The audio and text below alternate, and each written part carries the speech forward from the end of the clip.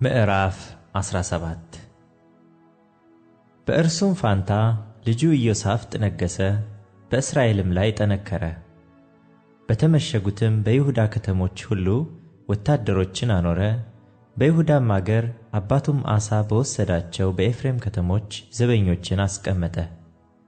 እግዚአብሔርም ከኢዮሳፍጥ ጋር ነበረ፣ በፊተኛይቱ በአባቱ በዳዊት መንገድ ሄዶአልና በአሊምንም አልፈለገምና። ነገር ግን የአባቱን አምላክ ፈለገ፣ በትእዛዙም ሄደ፣ የእስራኤልንም ሥራ አልሠራም። እግዚአብሔርም መንግሥቱን በእጁ አጸና። ይሁዳም ሁሉ እጅ መንሻ ለኢዮሳፍጥ አመጣ፣ እጅግም ብዙ ብልጥግናና ክብር ሆነለት። ልቡም በእግዚአብሔር መንገድ ከፍ ከፍ አለ። የኮረብታውንም መስገጃዎችና የማምለኪያ ዐፀዱንም ከይሁዳ አስወገደ። በነገሠም በሦስተኛው ዓመት በይሁዳ ከተሞች ያስተምሩ ዘንድ መሳፍንቱን ቤንኃይልን፣ አብድያስን፣ ዘካርያስን፣ ናትናኤልን፣ ሚክያስን ሰደደ።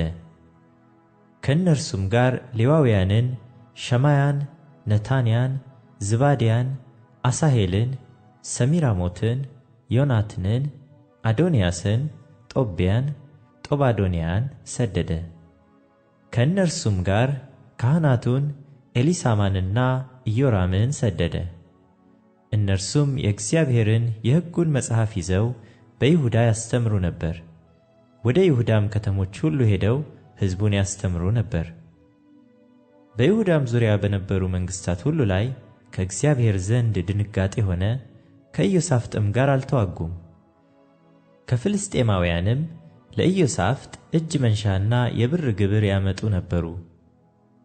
ዓረባውያንም ደግሞ ከመንጎቻቸው 7,700 አውራ በጎችና 7,700 አውራ ፍየሎች ያመጡለት ነበር። ኢዮሳፍጥም እየበረታና እጅግም እየከበረ ሄደ። በይሁዳም ግንቦችንና የጎተራ ከተሞችን ሠራ። በይሁዳም ከተሞች ብዙ ሥራ ሠራ። በኢየሩሳሌምም ጽኑዓን ኃያላን ሰልፈኞች ነበሩት። ቁጥራቸውም እንደ አባቶቻቸው ቤት ይህ ነበረ። ከይሁዳ ሻለቆች አለቃው አድና፣ ከእርሱም ጋር 300,000 ጽኑዓን ኃያላን ሰዎች ነበሩ። ከእርሱም በኋላ አለቃው ይሆሐናን፣ ከእርሱም ጋር 280,000 ሰዎች ነበሩ። ከእርሱም በኋላ በፈቃዱ ራሱን ለእግዚአብሔር የቀደሰ የዝክሪ ልጅ አማስያ፣ ከእርሱም ጋር 200,000 ጽኑዓን ኃያላን ሰዎች ነበሩ።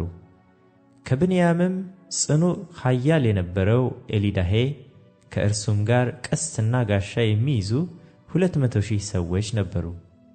ከእርሱም በኋላ ዮዛባት፣ ከእርሱም ጋር ለሰልፍ የተዘጋጁ 180,000 ሰዎች ነበሩ። ንጉሡ በተመሸጉ በይሁዳ ከተሞች ሁሉ ካኖራቸው ሌላ እነዚህ ንጉሡን ያገለግሉ ነበር።